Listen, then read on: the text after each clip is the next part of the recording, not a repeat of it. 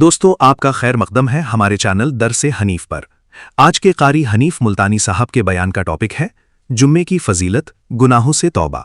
یہ بہت اہم بیان ہے، اس بیان کو توجہ سے سنیں، بہت زیادہ فائدہ ہوگا۔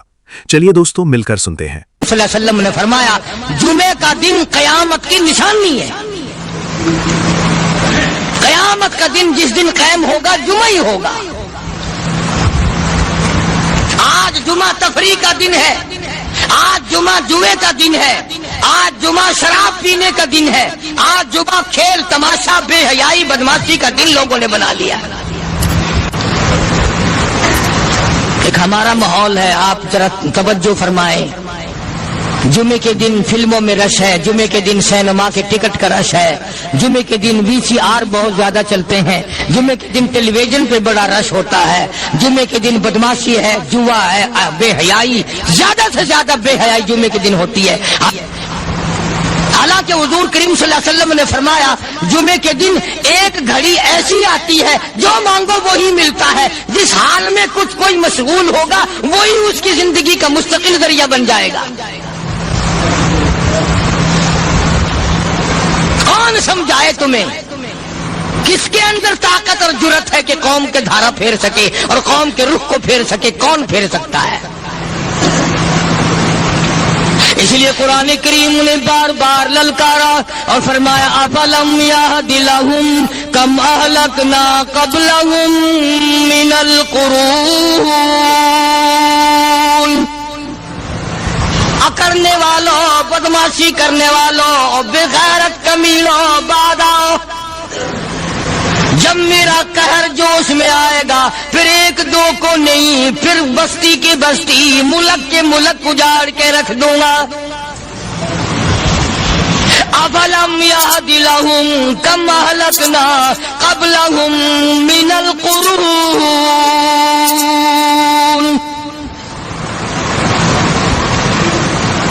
میں نے قرن کے قرن اجاڑ دیے، میں نے روئے زمین کے مالک اجاڑ دیے، میں نے ملکوں کے بادشاہ اجاڑ دیے، میں نے وزیر اعظم اجاڑ دیے، میں نے گورنروں سے بھیک کے ٹکڑے منگوا دیے۔ میں وہ خدا ہوں وَتُعِزُّ مَن تَشَاءُ وَتُذِلُّ مَن تَشَاءُ بِيَدِكَ الْخَيْرُ إِنَّكَ عَلَىٰ كُلِّ شَيْءٍ قَدِيرٌ۔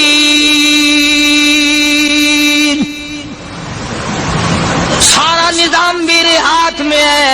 تبارک الذی بیدہ الملک، برکتیں میرے پاس ہے، رحمتیں میرے پاس ہے، خیر میرے پاس ہے، بھلائی میرے پاس ہے، سلامتی کے خزانے میرے پاس ہے، امن کے خزانے میرے پاس ہے۔ وہو علی بیدہ الملک، ملک میں راج میرا، وہو علی کل شیء قدیر۔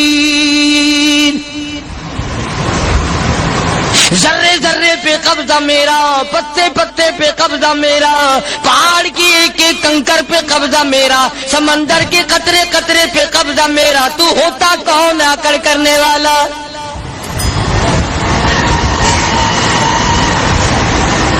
غور نہیں کرتے، سوچتے نہیں ہیں کہ کلام الہی ہمیں کیا بتانا چاہتا ہے۔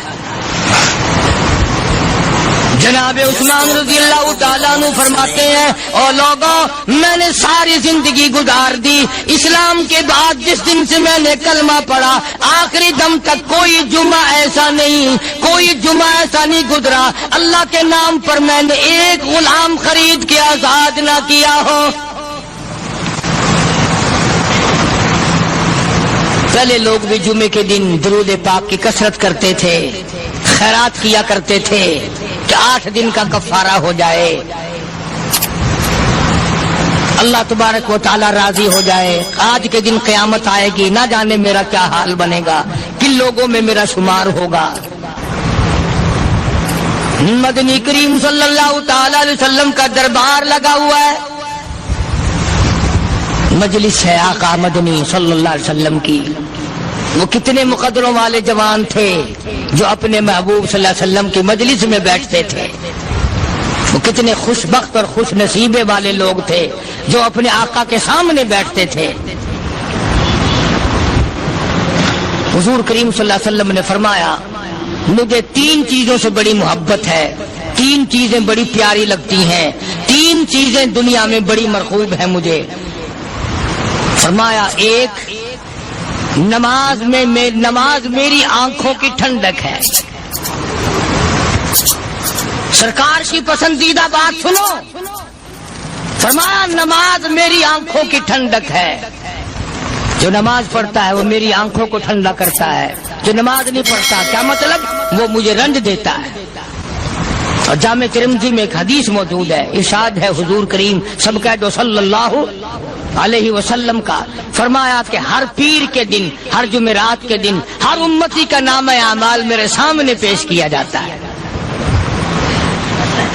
ہر امتی کا اعمال نامہ سرکار کے سامنے کر دیا جاتا ہے، تیرے فلاں امتی کا یہ عمل ہے۔ ذرا مسجد میں بیٹھے ہو، قبلے کی طرف منہ کیے بیٹھے ہو، لوگوں سوچو تو صحیح ہمارے اعمال نامے دیکھ کر آقا کو کتنا رنج ہوتا ہوگا، ہمارے کردار دیکھ کر، ہماری روسیائی کو دیکھ کر آقا کو کتنا رنج پہنچتا ہوگا صلی اللہ علیہ وسلم۔ ارے ہم نے حضور کی ذات اقدس کو رنج پہنچایا، پریشانی پہنچائی، تکلیف پہنچائی، پرواہ نہیں کرتے نمازوں کی، نوجوان بھی بوڑھے بھی حج کر کے بھی نماز پڑھتے لوگ، اور اب تو ویسے بھی دانا بینا لوگ ہیں۔ تو آپ نے ارشاد فرمایا کہ میری آنکھوں کی ٹھنڈک نماز میں ہے، 3 چیزیں مجھے پیاری ہیں پوری دنیا میں، 3 چیزیں پسندیدہ ہے میری۔ سب سے پہلی فرمایا نماز میری آنکھوں کی ٹھنڈک ہے، قرۃ عینی فی الصلاۃ او کما قال النبی صلی اللہ علیہ وسلم۔ فرمایا جس آدمی، جس امتی کا یہ دل کرے کہ میں نبی کی آنکھ ٹھنڈی ہو، اسے چاہیے کہ نماز پابندی سے پڑھے۔ دوسرا فرمایا وفادار عورت مجھے بڑی پسند ہے، حضور کریم صلی اللہ علیہ وسلم نے فرمایا وفادار عورت، ہائے ہائے ہماری ماؤں سے زیادہ وفادار کون ہوں گی؟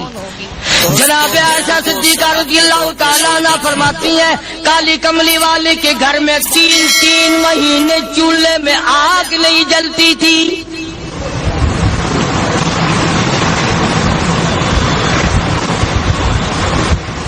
دوسروں کے واسطے ہے سیم و زر و گوہر، اور اپنا یہ حال ہے کہ چولہا ہے بجھا ہوا۔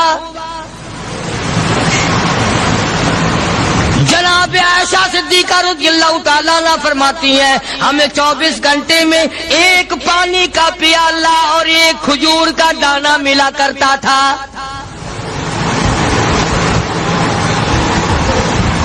کبھی اپنی ماہوں کی خوراک تو دیکھو، خرچہ تو دیکھو،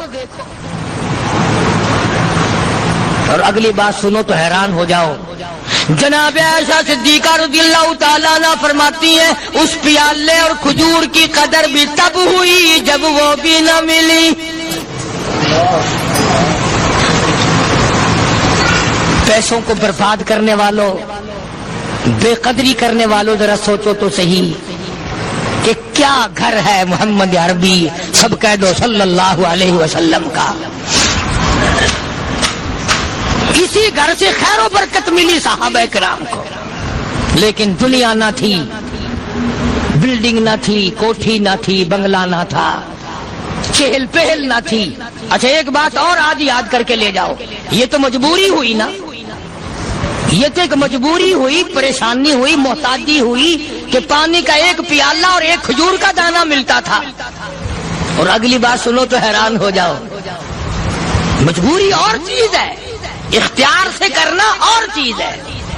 جناب فاروق اعظم رضی اللہ تعالیٰ عنہ کی حکومت ہے، عائشہ صدیقہ رضی اللہ تعالیٰ عنہ سال کا خرچہ 12,000 روپیہ بوری میں بھر کر حضرت عمر نے حضرت عائشہ کے گھر پہنچا دیا، لو تمہارا یہ سال کا خرچہ آ گیا۔ سال کا خرچہ حضرت عمر رضی اللہ تعالیٰ عنہ نے جناب عائشہ صدیقہ رضی اللہ تعالیٰ عنہ کے پاس بھیجا۔ اتنا بڑا بورا بھر کر آیا، اللہ غنی، بجائے خوش ہونے کے، بجائے مچلنے کے، بجائے فخر کرنے کے، اپنی خادمہ سے فرمانے لگی، حضرت عائشہ خادمہ سے فرمانے لگی، میں نے تو اپنے محبوب صلی اللہ علیہ وسلم کے پیٹ پہ پتھر دیکھے، میں نے تو کالی کملی والے کو فاقے کرتے دیکھا۔ خادمہ سے فرمانے لگی، اس بوری کے اور میرے درمیان میں کپڑا لٹکا دے، میری آنکھ دیکھنا گوارا نہیں کرتی،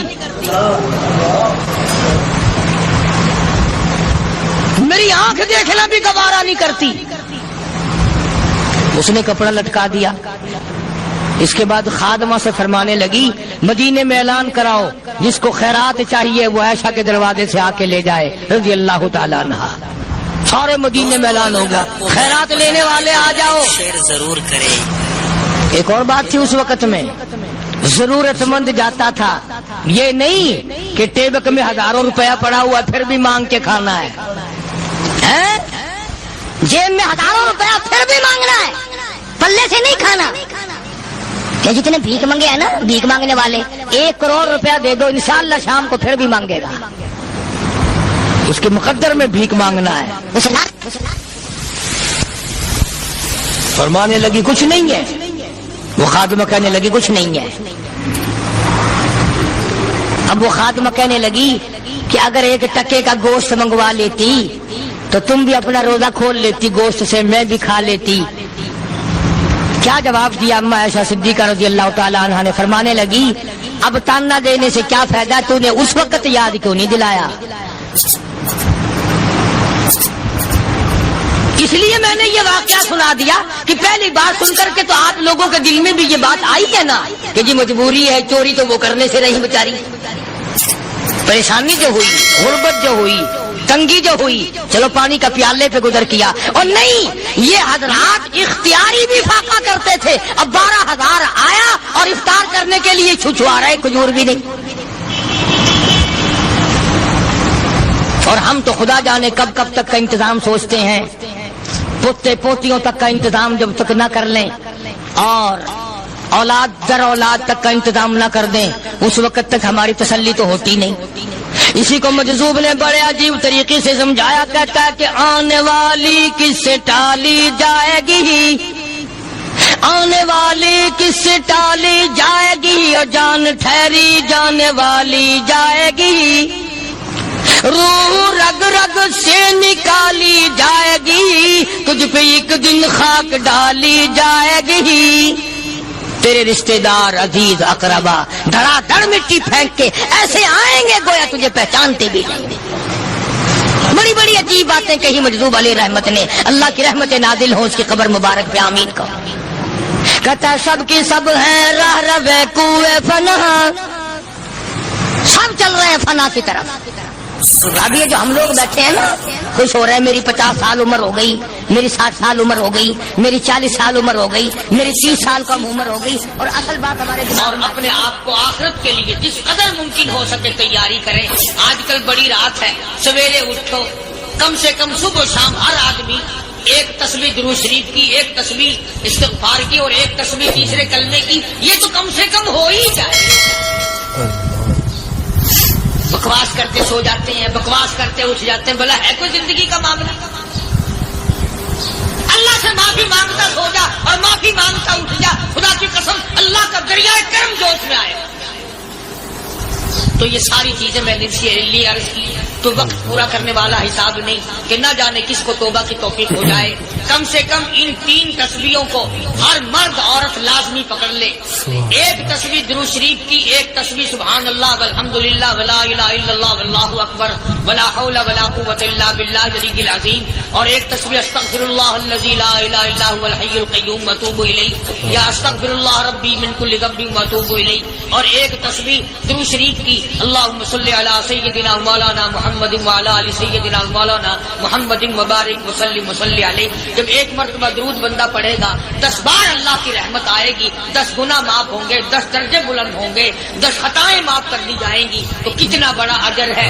خصوصاً بوڑھوں کو چاہیے کہ وہ گپوں میں اپنا وقت خراب نہ کریں۔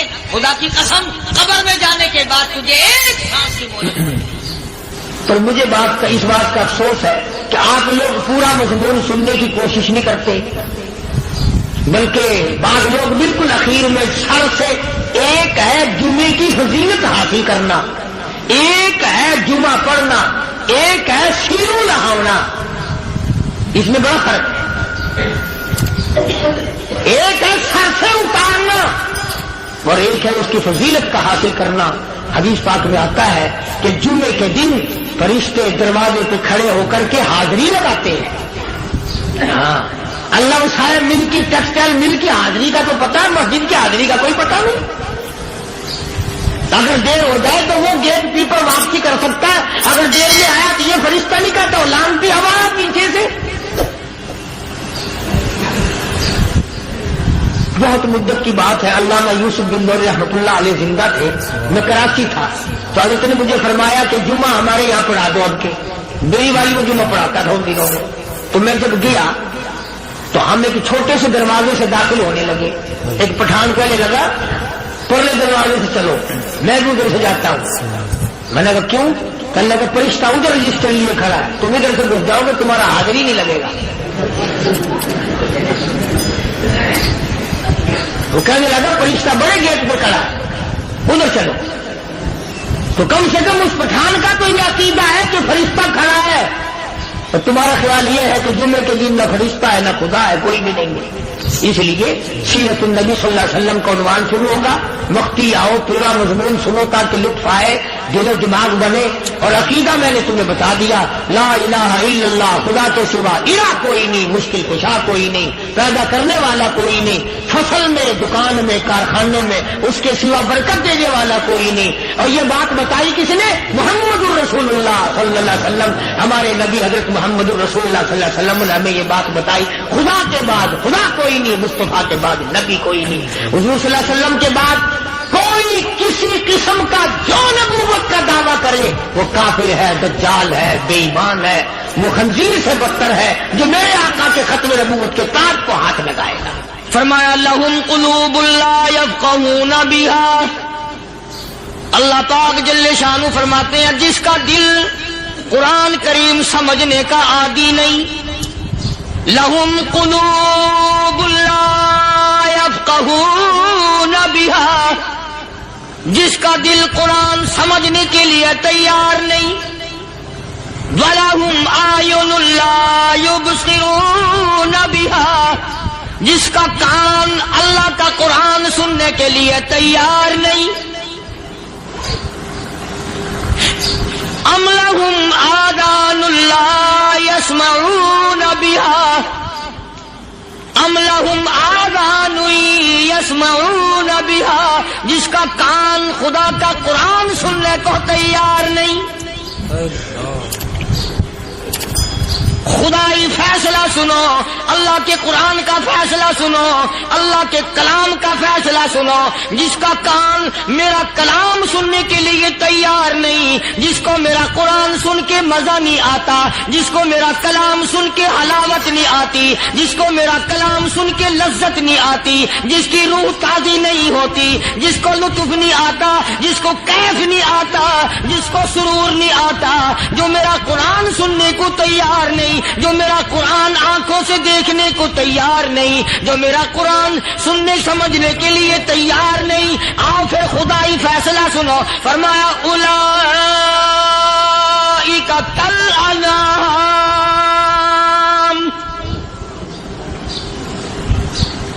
میرا فیصلہ نہیں، کسی پارٹی کا فیصلہ نہیں، کسی فرقے کا نہیں، کسی طبقے کا نہیں، کسی جماعت کا نہیں۔ فرمایا اولئک الانعام، پیدا کرنے والا مالک و خالق کہتا ہے مجھے اپنی کبریائی کی قسم یہ سارے جانور ہیں،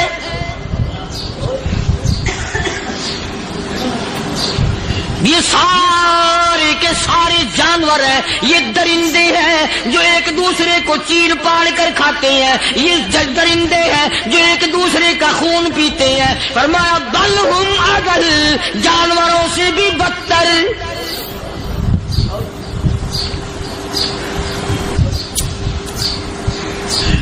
جس کے دل میں قرآن سن کر ترس نہیں، جس دل میں رحم نہیں، اپنے سے کمزور دیکھ کر جس کے دل میں شفقت نہیں، مہربانی کا مادہ نہیں، فرمایا وہ کوئی بندہ ہے، وہ تو جانور ہے. اور خدا قسم میں آ گیا، فرمایا بل ہم اضل، اس سے بھی بدتر. اللہ والے جو ہیں وہ ان خصلتوں کو دور کراتے ہیں، اور وہ آدمی کے مزاج اور دل میں سے ایسی چیزیں نکالتے ہیں جو اس کی بربادی کا ذریعہ بنتا ہے.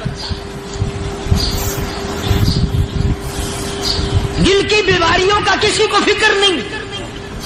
بخار ہو جائے، آپ چڑھ جائے، آپ کو پتہ چل جاتا ہے. نزلہ ہو جائے، آپ کو پتہ چل جاتا ہے. کھانسی ہو جائے، پتہ چل جاتا ہے. دل کی بیماریوں کا کیا پتہ چلے؟ صحابہ اکرام رضوان اللہ تعالی علیہم اجمعین کی جماعت کے اللہ پاک کے محبوب حضرت محمد الرسول اللہ صلی اللہ تعالی علیہ وسلم نے دلوں کی صفائی کی. پہلے لوگ جھونپڑیوں میں کچے کوٹھوں میں رہتے تھے، نہ اتنی صفائی تھی نہ اتنی ترقی تھی. آج برتنوں کی صفائی دیکھو، کپڑوں کی صفائی دیکھو، مکان کی صفائی دیکھو، رات دن بس اسی دھندے میں لگے ہوئے. سارا دن برتن دھونے سے فرصت نہیں، سارا دن کپڑوں کے بناؤ اور سنوار میں فرصت نہیں.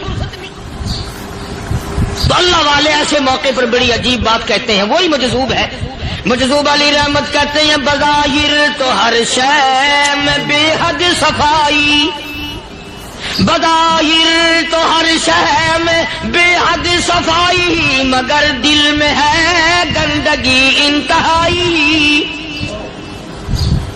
بظاہر تو ہر شے میں چہرے کی صفائی، بدن کی صفائی، نہ جانے کتنی قسم کا صابن ہے، نہ جانے کتنی قسم کے پاؤڈر ہے، نہ جانے کتنی قسم کے شیمپو ہے، نہ جانے کتنی قسم کے کپڑے ہیں، کیا چال ڈھال ہے، کیا نئے نئے ڈیزائن ہے. مجذوب کہتا سب کچھ دیکھ لیا، بظاہر تو ہر شے میں بے حد صفائی، مگر دل میں ہے گندگی انتہائی. جس یار کی بیٹھک میں بیٹھ کے کھانا کھایا، جس رشتہ دار کی بیٹھک میں بیٹھ کے کھانا کھایا، اسی کی بہن کو دیکھ کر آبرو پہ ڈاکہ ڈالنے کا پروگرام ہے. جس دوست کے گھر میں بیٹھ کے کھانا کھایا، اسی دوست کی بیوی کی عزت لوٹنے کا پروگرام ہے. پرانے زمانے میں اب بھی دلی جیسے شہر میں اگر دعوت کی جاتی ہے تو وہاں ایک تشکری میں نمک آتا ہے سب سے پہلے. عرب میں بھی دستور تھا پرانے زمانے میں، اگر کوئی دعوت کرتا، کوئی تقریب کرتا، سب سے پہلے نمک آتا تھا. ایک ایک انگلی ہر شخص نمک چاٹتا تھا. کیا مطلب؟ جس نے نمک چاٹ لیا اب وہ نمک حرامی نہیں بنے گا. اس گھر میں چوری کرنا، اس گھر کی آبرو کا غلط تصور لانا، اس گھر کے مال میں خیانت کرنا وہ حرام سمجھتا تھا جس گھر کا میں نے نمک چکھ لیا. اور مسلمانوں کی بات نہیں، ہندوؤں کی بھی یہ باتیں تھی. مولانا محمد علی صاحب جلندری سب قید رحمت اللہ علیہ فرمایا کرتے تھے کہ ایک سکھ تھا بہت بڑا ڈاکو، مسلمان اور ہندو مل کر اس کو ساتھ ملا کر کے لے گئے کہ یہاں اس گاؤں میں اس پنڈ میں ڈاکہ ڈالے. سفر کر کے گئے، تکلیف اٹھا کے گئے. اس سکھ ڈاکو نے پوچھ لیا کہ یہ کون سا گاؤں ہے کہ یہ فلانا ہے. اچھا سارے کے سارے یہ تلاش کرو، یہ سوچ بچار کرو، اپنے پنڈ کی، اپنے علاقے کی، کسی مسلمان کی، کسی ہندو کی، کسی سکھ کی، کسی چوڑے چمار کی اس گاؤں میں لڑکی تو نہیں. ہمارے یہاں سے کوئی لڑکی تو شادی ہو کے یہاں نہیں آئی ہوئی. ان ساروں میں سے کہنے لگا کہ ہمارے بھنگی کی لڑکی جمادار کی یہاں آئی ہوئی ہے. کہنے لگا واپس چلو، بیٹی بیٹی ہے چاہے بھنگی کی ہو یا نواب کی ہو. ارے کل بیٹی کا ڈولا دیا تھا، آج ڈاکہ ڈالیں گے، شرم نہیں آئے گی؟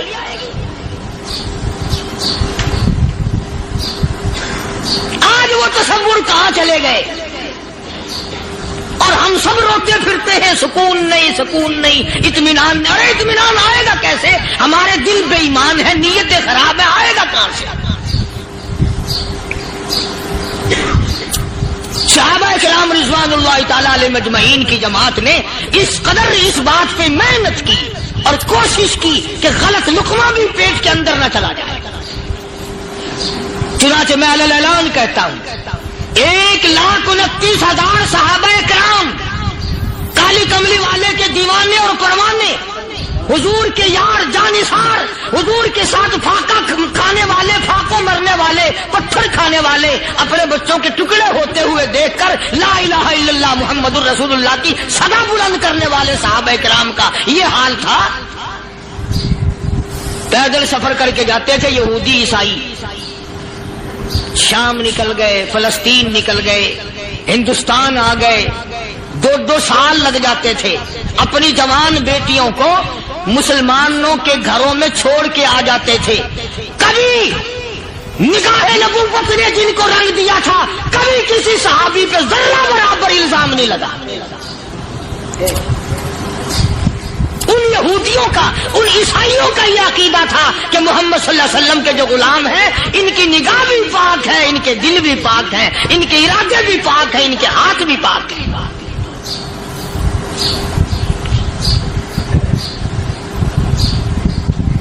مصر کے گورنر نے، مصر کے جنرل کرنل نے خط لکھا سیدنا فاروق اعظم رضی اللہ تعالی عنہ کی خدمت میں، دور خلافت ہے حضرت فاروق اعظم کا۔ کیا خط لکھا کہ حضور مجھے کافی وقت گزر گیا ہے اور فلاں علاقے میں آپ کے حکم سے ہم نے جانا ہے اور راستہ صرف ایک ہے اور اس راستے میں جال بچھا دیا گیا۔ اب مجھے مشورہ دیں میں کیا کروں، حکم دیں مجھے۔ جال کیا بچھا دیا گیا کہ ہمیں پتہ چل گیا ہے عیسائیوں نے پروگرام بنایا، سینکڑوں لڑکیاں تلاش کر کر کے بڑی خوبصورت حسینہ اکٹھی کی ہیں، ان کو گانے بجانے کی ٹریننگ دی ہے، ان کو اچھی اچھی آوازوں والی لڑکیاں ڈھونڈ کے لائے ہیں، اور انہوں نے یہ پروگرام بنایا کہ جب مسلمانوں کی فوج اس گلی سے گزرے گی ان کوٹھوں کے اوپر چڑھ کے گانا بجانا کریں گے تاکہ ان کے دل میں بدماشی آئے اور ان کا بیڑا غرق ہو۔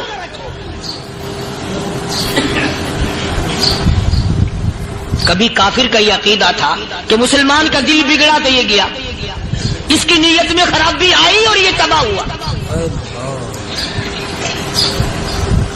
جناب فاروق اعظم رضی اللہ تعالیٰ عنہ نے اسے یہ خط نہیں لکھا کہ تو قرآن پڑھا کر، تو نفل پڑھا کر۔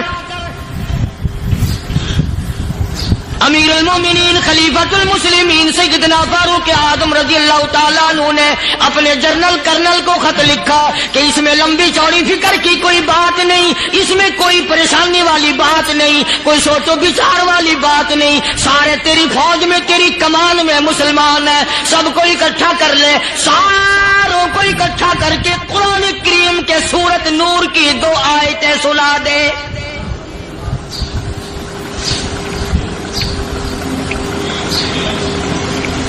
یہ بھی نہیں فرمایا کہ سزا سناؤ، اتنے کوڑے لگیں گے، جو خلاف کرے گا یوں قید ہوگی، یہ کورٹ مارشل کر دیا جائے گا، کچھ نہیں۔ جناب فاروق اعظم رضی اللہ تعالیٰ عنہ کی رائے دیکھو، ان کے خیال میں قرآن کریم میں اتنی بڑی طاقت ہے، اتنی بڑی عظمت ہے، اتنی بڑی کرامت ہے، کلام الہی میں اتنا بڑا شرف ہے۔ اعلان کر دیا، فرمایا اپنے کرنل کو ساری فوج کو، لشکر کو اکٹھا کر کے قرآن کریم کی فلاں فلاں آیت سنا دے۔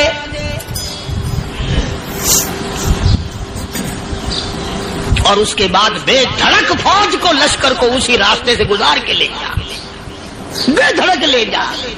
ہائے کبھی قرآن کی 2 آیتوں سے کام بن جاتا تھا، اب سارے قرآن سے میرا تیرا کام نہیں بنتا۔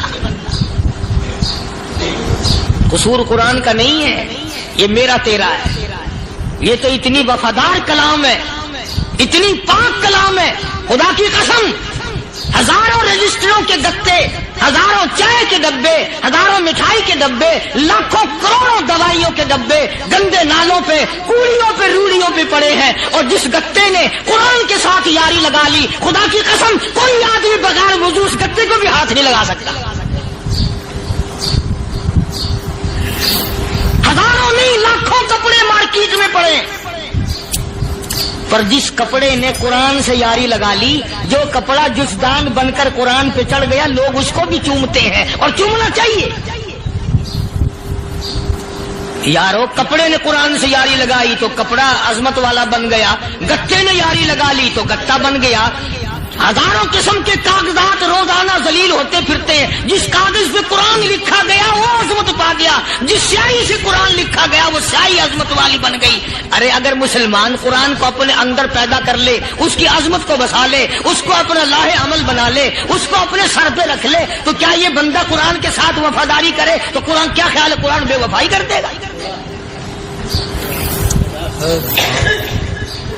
یقین نہیں, یقین اصل بات اعتقاد کی ہے. یقین کا تو یہ عالم بنا ہوا کہ اگر کوئی چوری کا معاملہ ہو جائے اور کسی پر شبہ ہو, اگر اسے کہو کہ قرآن اٹھا دے تو دیر نہیں لگائے گا, اور اگر کہے کہ فلانی خانگاہ کا کنڈا مار دیا کہ یہ کام میں نہیں کرتا. خانگاہ کے کنڈے میں ایمان ہے, قرآن پہ ایمان نہیں.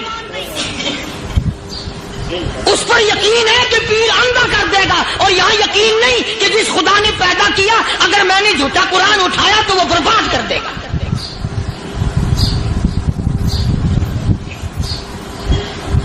عجیب عجیب لوگ.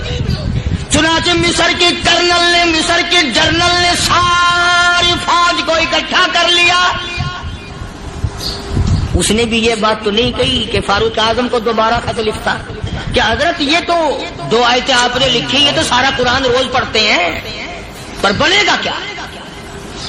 جیسے فاروق اعظم کا یقین تھا, فاروق اعظم کی فوج کے کرنل کا بھی یقین ہے, فاروق اعظم کے فوج کے جنرل کا بھی یقین ہے. اس نے ساری فوج کو اکٹھا کیا, لشکر کو جمع کیا, اور اس کے بعد کہنے لگا قل للمؤمنین یغضوا من ابصارکم ویحفظوا فروجہم ذالک ازکی لہم ان اللہ خبیر بما یصنعون. او لوگو, خدا تمہیں کہتا ہے اپنی آنکھوں کی حفاظت کرو.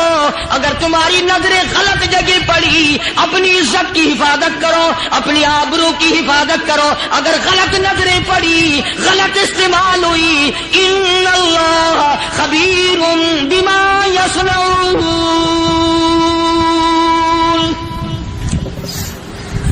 اللہ پاک تمہاری ساتھ ساتھ ہے, وہ ہر چیز کو دیکھتا جائے گا, وہ ہر چیز تمہاری دیکھے گا.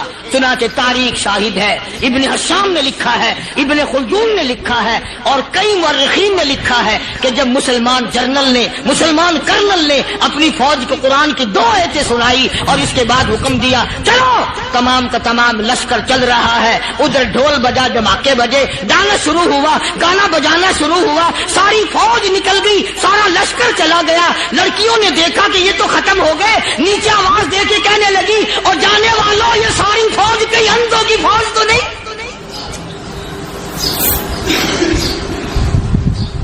یہ حسن کا نظارہ اور یہ ڈانس اور یہ آواز, ہم ناچ ناچ کے تھک گئی, کوئی سر نہیں اٹھاتا.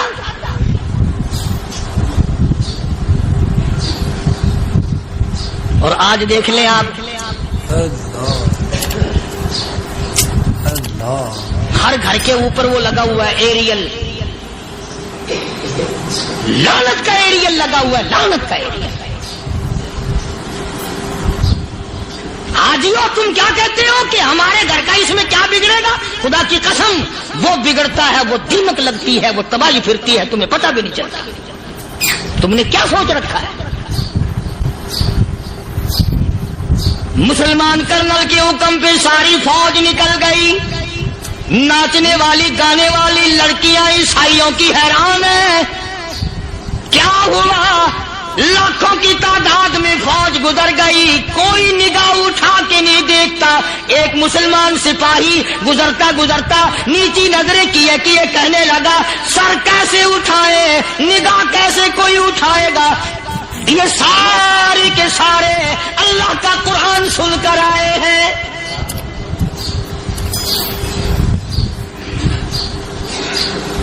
کیسے کوئی نگاہ اٹھائے گا, کیسے کوئی سر کو اٹھائے گا؟ یہ سارے کے سارے اللہ کا قرآن سن کر آئے ہیں. ان کا عمل ہوا نا قرآن پہ, ان کے عمل کا کتنا بڑا اثر پڑا۔ مورخین نے لکھا، ابن حشام لکھتا ہے، عیسائی لڑکیوں نے چھلانگے لگا دی، کوٹھی سے نیچے آ گئی، کہنے لگی عام مسلمانوں وہ قرآن ہمیں بھی سنا کے جاؤ جس میں اتنی اسپرٹ ہے، اتنی طاقت ہے، جو حسن کے نظارے سے روک دے، جو گانے بجانے سے روک دے۔ یہ تو آدمی کے دل کا سکون ہے، نہ گانا سنتے ہو نہ حسن کا نظارہ کرتے ہو، جاتے والے یوں نہ جاؤ، ہمیں بھی وہ قرآن سنا کے جاؤ۔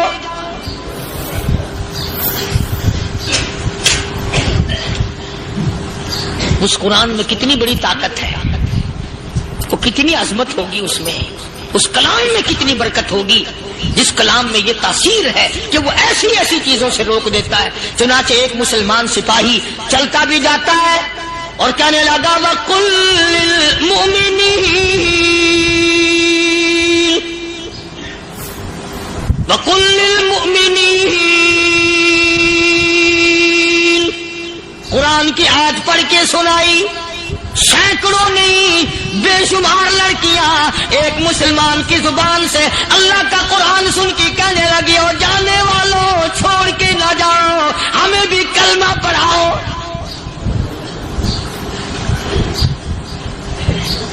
جتنی بھی وہ ناچنے گانے والی تھی تمام کی تمام کلمہ پڑھ کر مسلمان بن گئی، اور مورخین نے لکھا ہے آخری دم تک قرآن کی شیدائی اور دیوانی بن کے گزری ہے۔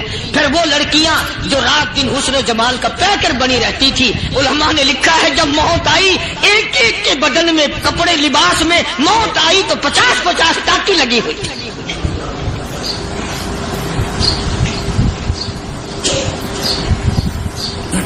بظاہر تو آج بھی بڑی جھاڑا پنجی ہے، بڑی صفائی ہے، بڑی دوڑ دھوپ ہے۔ اسی کو مجذوب الاعلان کہتا، بظاہر تو ہر شے میں بے حد صفائی، مگر دل میں ہے گندگی انتہائی، کبھی اس کے دھوکے میں آنا نہ بھائی، یہ سب ہے رعائی، یہ بس ہے رعائی، یہ تو چیز ہی کچھ نہیں۔ بڑے بڑے دھندے ہمیں پلٹتے دیکھے، بڑے بڑے نظام بگڑتے دیکھے۔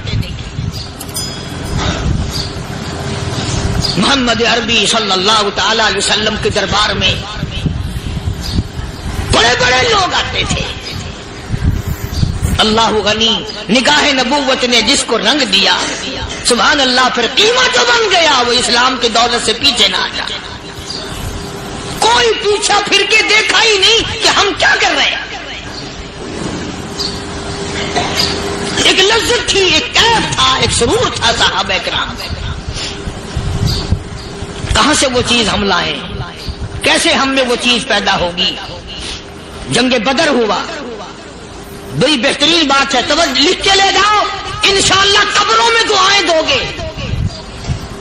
جنگ بدر ہوا، 70 سے زیادہ کافر پکڑے گئے، مدینے میں پکڑ کے قیدی بنا کر کے لائے گئے۔ تنگ دستی کا زمانہ ہے، 1 سال نہیں ہوا مسلمان گزر کے آئے تھے، مار کھا کے آئے، پریشان ہو کر آئے، دن دولت چھوڑ کر لٹا کر آئے، ان کے پلے کیا تھا؟ شام کا وقت ہوا، مدنی کریم صلی اللہ تعالی علیہ وسلم نے مسجد کے دروازے میں کھڑے ہو کر اعلان فرما دیا، کون ہے جو میرے مہمانوں کو کھانا کھلائے؟ اور وہ مہمان کوئی شہنشاہ نہیں تھے، ہیں بھی کافر، ہیں بھی اسلام کے دشمن، آئے بھی صحابہ کرام کو مارنے، میدان جنگ سے پکڑ کے لائے گئے، جنگی قیدی ہیں۔ اس نبی کی طرف کبھی منہ کیا کر جس نبی کا تو غلام ہے، امتی بڑا پھرتا ہے۔ فرمایا کون ہے جو میرے مہمانوں کو کھانا کھلائے؟ صحابہ کرام میں سے کسی نے 2 پکڑ لیے، کسی نے 1 کو ساتھ لے لیا۔ ایک بنادار سا غریب سا صحابی ہے، اس نے ساتھ لے لیا ایک مہمان اور گھر لے کے گیا۔ بیوی کو کہنے لگا کہ کھانا کتنا ہے؟ کہ بس 1 آدمی جوگا ہے، 1 آدمی کی کافی ہوگا۔ کان میں کہنے لگا اپنی بیوی کے، دستور تھا عرب کا مہمان اور میزبان اکٹھے کھایا کرتے تھے. اپنی گھر والی کے کان میں کہنے لگا کہ اس کے آگے کھانا رکھ دیں گے مہمان کے, جب یہ کھانا شروع کر دے گا کسی بہانے سے دیوا بجھا دیو, میں یوں ہی منہ کو خالی ہلاتا رہوں گا, یہ کھانا کھا لے گا, پیٹ بھر جائے گا اس کا. چنانچہ کھانا آگے رکھ دیا, جو کچھ بھی تھا. اس نے کھانا شروع کیا کہ جی آپ بھی کھائیں, کہ ہاں میں بھی کھا رہا ہوں.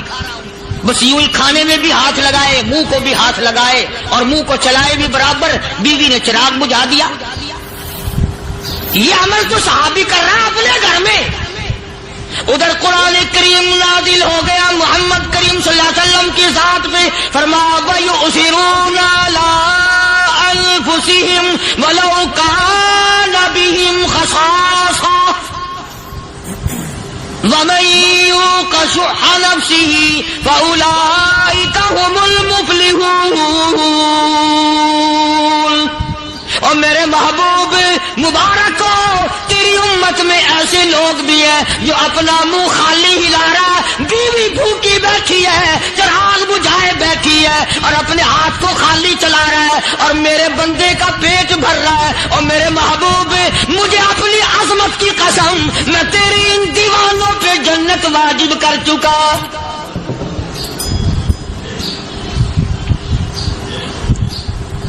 اب حضور صلی اللہ علیہ وسلم نے تو ان کو نہیں سکھایا تھا کہ تو جا کے ایسا کرنا, قدرتی مزاج ایسا بنا دیا تھا. ایک اور موقع آیا مدینے پاک میں, جنگی قیدی اور جگہ سے اسی طرح سے آئے. ایک صحابی ایک اور آدمی کو, جنگی قیدی کو کافر میں گھر لے گیا. بیوی کہنے لگی کہ ایک ہی آدمی کا کھانا ہے بس. انہوں نے کہا اس کو دے دو.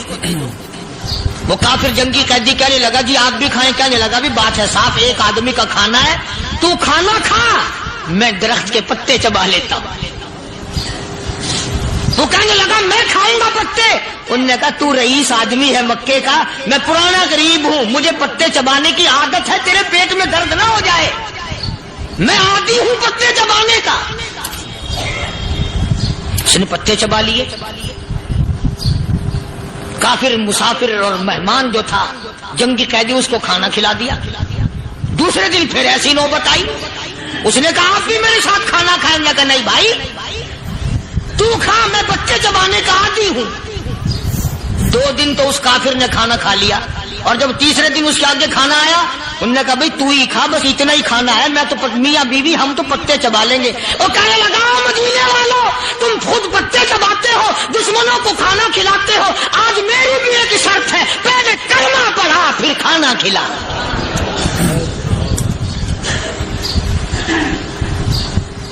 آج میری بھی ایک شرط ہے. 2 دن کے عمل نے کفر کو مٹا دیا, اسلام چمک گیا. 2 دن کے عمل نے, میرا تیرا 60 سال کا عمل ہے, کبھی کسی کافر کو مسلمان بنایا؟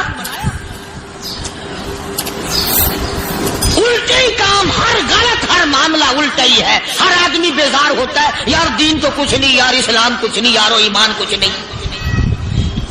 اسی کو قرآن کریم نے للکار کے آواز دے کے فرما دیا, لوگوں ایسی گڑبڑ نہ کرو ورنہ میں وہ خدا ہوں. فَأَخَذَتْكُمُ الصَّاعِقَةُ وَأَنْتُمْ تَنظُرُونَ. جبریل امین نے ایک چیخ ماری, ساری قوم کے جگر پھٹ گئے. میں وہ خدا ہوں, لا تركضوا وارجعوا إلى ما أترفتم فيه ومساكنكم لعلكم تسألون. لوگ مکان چھوڑ کے بھاگتے ہیں, ماحول چھوڑ کر بھاگتے ہیں, معاشرہ چھوڑ کر کے بھاگتے ہیں. خدا کہتا آؤ, جن مکانوں پہ تمہیں ناز تھا وہ یہ کھڑے بھاگ کر رہے. اسی کو قرآن کریم کہتا ہے ان الذین قالوا ربنا اللہ ثم استقاموا. وہ آدمی جس نے لا الہ الا اللہ محمد الرسول اللہ صلی اللہ علیہ وسلم پڑھا, اللہ کی توحید کا اقرار کر لیا, او میرے مالک تیرے سوا میرا کوئی مشکل کشا نہیں, حاجت روا نہیں, میرے دل کے بھید کو کو جاننے والا نہیں، میری بگڑی بنانے والا کوئی نہیں، اجڑوں کو بسانے والا کوئی نہیں، کھیتی کو آباد کرنے والا کوئی نہیں، ایک دانے سے سینکڑوں دانے بنانے والا تیرے سوا کوئی نہیں۔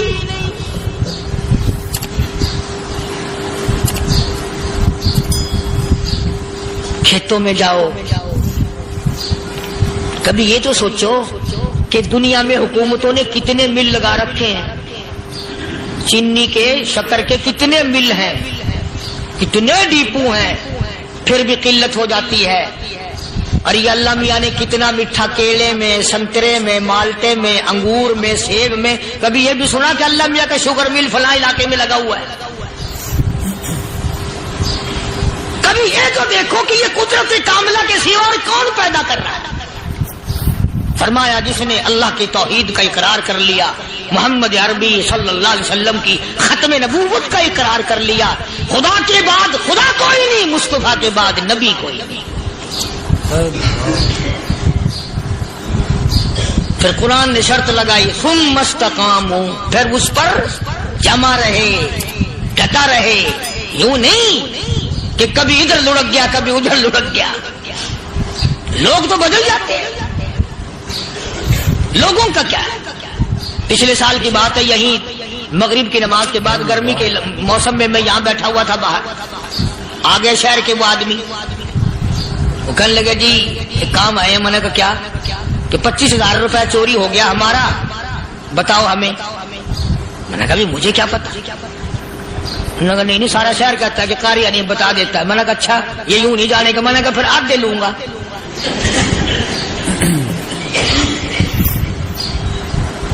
25,000 گم ہوئے ہیں نا، 12.5 میرے، 12.5 تمہارے۔ کہنے ہیں دیکھو نا جی بال بچے چھوٹے چھوٹے غریب بچے ہیں جن کے وہ پیسے ہیں۔ میں نے کہا اچھا میں بادشاہ لگا ہوا ہوں؟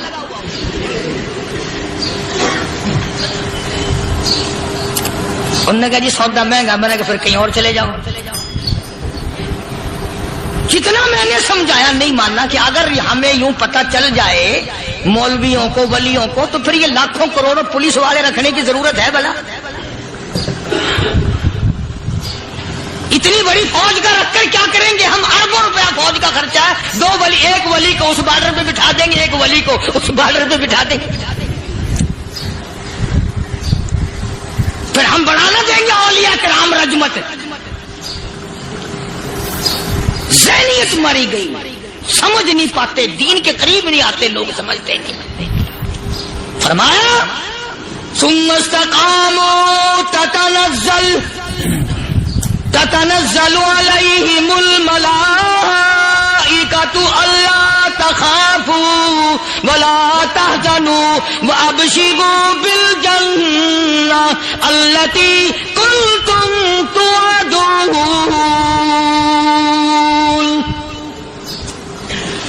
قرآن کہتا ہے ادھر ولی کی موت آتی ہے، ایسا آدمی جو اپنے کلمے پہ جمع رہے، شرک و بدعت کی لعنت سے بچے، کفر و نفاق سے بچے۔ ادھر موت آتی ہے، ادھر فرشتے کہتے ہیں گھبرانا، غم نہ کر، بہشت کے دروازے تیرے لیے سارے کھلے ہوئے۔ وَلَكُمْ فِيهَا مَا تَشْتَهِي أَنفُسُكُمْ وَلَكُمْ فِيهَا مَا تَدَّعُونَ۔ فرمایا ہم تمہاری ہر اس تمنا کو پورا کریں گے، ہر اس آرزو کو پورا کریں گے، جو مانگو گے وہی ملے گا، جو کہو گے وہی دیا جائے گا۔ نحن اولیاؤکم فی الحیات الدنیا وفی الآخرہ، ہم دنیا میں بھی تمہارے کارساز ہیں، ہم آخرت میں بھی تمہارے کارساز ہیں، ہم دنیا میں بھی تمہارے دوست ہیں، آخرت میں بھی تمہارے دوست ہیں، اور خدا کے یہاں وہ انعام ملے گا۔ اللہ غنی، رائی کے دانے کے برابر نیکی کی ہوگی، جب پہاڑوں کے برابر ثواب ملے گا تو آدمی حیران ہوگا، یا اللہ تیرے جیسا بینک تو کسی کا بھی نہیں۔ رائی کا دانہ لے کر پہاڑ واپس کر دیا، مالک نے نجات کا ذریعہ بنا دیا۔ فرمایا نزلا من غفور رحیم، یہ مہمانی ہے پروردگار عالم کی طرف سے۔ قرآن فجر کی کتاب بالاسحار هم یستغفرون. اللہ پاک فرماتے ہیں میرے بندوں کی نشانی یہ ہے کہ وہ آخری رات میں بڑے ویلے سحری کے وقت اٹھ کر استغفار کرتے ہیں, اللہ کے حضور میں معافی مانگتے ہیں, روتے ہیں, عاجزی کرتے ہیں. کہتا کہ ایک تڑپ سی دل میں امنگتی ہے, ایک درد جگر میں ہوتا ہے. ایک تڑپ سی دل میں امنگتی ہے, ایک درد جگر میں ہوتا ہے. ہم رات کو رویا کرتے ہیں جب سارا عالم سوتا ہے. سب لوگ سوئے ہوئے ہوں اور اللہ کا دروازہ کھٹکھٹا, اندھیرے میں مالک کے کائنات کے سامنے جھولی پھیلا, اپنی بگڑی کا سوال کر, اپنی مشکلات اس مالک کے سامنے پیش کر جو سارے جہان کا خالق و مالک ہے. عقیدہ بھی بناؤ, اعمال بھی بدلو, مزاج بدلو, طبیعتوں میں انقلاب لاؤ, اور لوگوں ان گھروں کو مسلمانوں والے گھر بناؤ. تم برا مان کے جاؤ یا بھلا مان کے جاؤ, میں اپنے عقیدے کی بات کو چھپاتا نہیں. جس گھر میں کوئی مرد عورت قرآن کے کھولنے والا نہیں, میں اس گھر کو مسلمان کا گھر نہیں کہتا, وہ چوڑے اور کرار اور سکھ کا گھر ہے. تمہیں یہ سکھایا کس نے ہے کہ مرنے کے بعد قرآن پڑھا جاتا ہے اور ساری زندگی میں نہیں پڑھا جاتا؟ یہ قرآن مردوں کے لیے تھوڑی آیا, یہ زندوں کے لیے آیا. حدیث پاک میں آتا ہے حضور کریم سب کہہ دو صلی اللہ علیہ وسلم نے فرمایا عیسیٰ علیہ الصلوۃ والسلام ایک قبرستان سے گزرے, گورستان سے گزرے تو ایک قبر کو دیکھا. وہ نبی ایسا تھا, اس کے معجزات ایسے تھے. قبر میں دیکھا تو ایک بڑھیا جل رہی ہے, سڑ رہی ہے, تباہ ہو رہی ہے, رو رہی ہے. تو عیسیٰ علیہ الصلوۃ والسلام پناہ کر کے وہاں سے گزر گئے. چند دنوں کے بعد جو اسی قبر کے پاس سے گزرے تو عیسیٰ علیہ السلام کو دھیان آیا کہ اس قبر میں ایک بڑھیا بڑی عذاب بھگت رہی تھی, مگر اس دن جو دیکھا وہ تو عیش میں بیٹھی, تخت میں بیٹھی آرام کر رہی. سیدنا عیسیٰ علیہ السلام نے اللہ پاک سے سوال کر دیا, الہی مرنے کے بعد تو آدمی کوئی نیکی بھی نہیں کر سکتی, اس نے کیا کر لیا کہ اس کا سارا نظام بدل گیا. آواز آئی اے عیسیٰ لکھ کے لے جاؤ یہ بات, حضور کا فرمان ہے. فرمایا اے عیسیٰ اس مائی کے چھوٹے سے پوتے نے استاد کے پاس جا کر کے پڑھا بسم اللہ الرحمن الرحیم. اس ننھے سے منہ سے, چھوٹے سے منہ سے جب یہ لفظ نکلا اے اللہ تو بڑا مہربان ہے, تو بڑا کریم ہے. عیسیٰ چھوٹے سے منہ سے جب نکلا, وہ تو معصوم تھا, اس کے منہ سے جب نکلا نا کہ میں بڑا مہربان ہوں, میں نے اس معصوم بچے کے صدقے میں اس کی دادی پہ کرم کر دیا. اس کے نام میں بڑی برکتیں ہیں, اس اللہ کا نام لینے میں بڑی برکت ہے. گڑ میں مٹھاس ہے, اللہ کے نام میں مٹھاس نہیں. ٹافیوں میں مٹھاس ہے, اللہ کے نام میں مٹھاس نہیں. تم نے چکھ کے نہیں دیکھا, اگر تم چکھ لو خدا کی قسم دنیا کی کوئی چیز اچھی نہ لگے اللہ کے نام کے مقابلے میں. اللہ پاک مجھے اور آپ سب کو اپنا نام لینے کی توفیق عطا فرمائے, اپنے قرآن کی تلاوت کرنے کی توفیق عطا فرمائے, اور اپنا ذکر اور اپنا فکر اور اپنے شکر کی توفیق عطا فرمائے. اور اللہ پاک ہم سب کو یہ ہمت دے کہ مرتے دم تک ہم قرآن سے یاری کریں, قرآن سے وفاداری کریں. وآخر دعوانا ان الحمدللہ رب العالمین.